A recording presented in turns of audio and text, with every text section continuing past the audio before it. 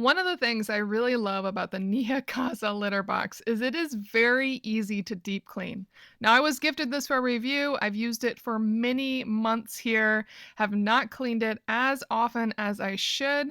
I'm just going to dump out the litter. The main dirty spot is that some litter will collect underneath the drum. So I vacuum that out because it's kind of hard to get out otherwise, since you can't push it down into the dirty drawer below thanks to its closure door.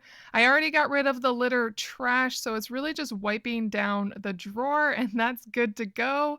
I do a quick wipe on all of the exterior pieces, and then the main messy spot is the drum. Now, I'm using Active's stain and odor remover, and I'm just spraying it down with that, as that works really well for me. I should have worn gloves. I know someone's going to get me for that. But I washed and sanitized my hands right after this, I promise.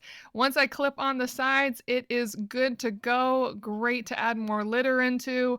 I will give it another 10 to 20 minutes here just because I want it to fully dry out. Since I sprayed a lot of liquid in it, I don't want any litter sticking. But otherwise, it's ready for next time.